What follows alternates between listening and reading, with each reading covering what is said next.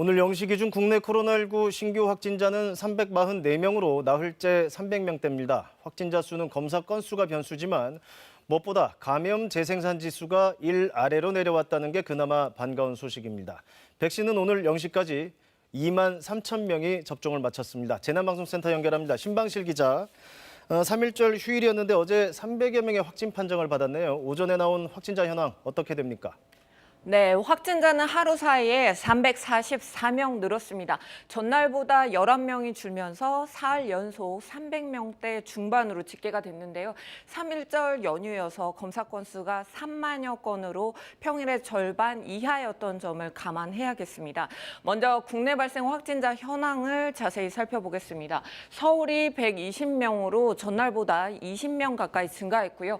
경기도가 111명 등 수도권에 국내 지역 발생 확진자의 75%가량이 집중이 됐습니다.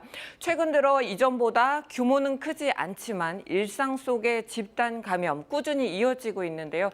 주요 집단 감염 상황을 살펴보면 수도권에서는 음식점이나 지인 모임, 어린이집, 그리고 요양병원까지 다양한 장소에서 확진자가 발생하고 있습니다. 비수도권의 경우에도 가족 모임이나 마트, 그리고 스키장 등지에서 확진자가 늘고 있는데요. 방역당국은 오늘 새학기 등교 수업이 시작되며 다시 감염이 확산될 가능성도 있는 것으로 보고 있습니다. 최근 한 달간 추이를 살펴봤더니 지난 일주간 국내 발생 하루 평균 신규 확진자 수가 370명으로 직전 일주보다는 85명가량이 줄었고요. 감염 재생산 지수 역시 확산세가 억제되는 1 이하로 내려온 점 등은 긍정적인 신호입니다.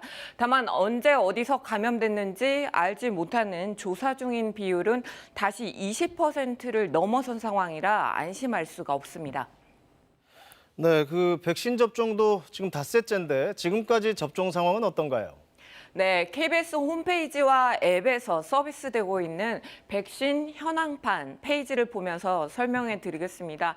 어제 하루 1,442명이 추가 접종을 받으면서 이제 누적 접종자가 2만 3천여 명으로 늘었고요. 백신 접종률은 0.04%가 됐습니다. 아스트라제네카 백신이 2만 2천여 명, 그리고 화이자 백신이 895명인데요. 이상 반응이 신고된 사례를 봤더니 어제 발표 기준으로 해서 아스트라제네카가 151건, 화이자 1건입니다. 가벼운 증세가 대부분이었지만 만약 고열이나 알레르기 등 증상이 심해진다면 지체 없이 진료를 받아야 합니다. KBS의 코로나19 백신 접종 페이지 계속 참고해 주시고요. 정부는 최근 예방접종이 방역에 대한 경각심 느슨하게 만들 수 있다고 우려하고 있습니다. 실제 일부 백화점이나 야외에는 3일절 연휴에 아주 많은 인파가 몰리기도 했었죠. 하지만 일반인 접종이 오는 7월로 예고된 만큼 아직은 마스크 착용 그리고 거리 두기가 최고의 방역이자 필수입니다. 오늘부터 개학이 시작됐지만 증상이 있으면 학교에 가지 말아야 합니다. 또 신입생 환영회 같은 대면 모임 될 수 있으면 자제해 주시기 바랍니다. 지금까지 재난방송센터에서 KBS 뉴스 신방실입니다.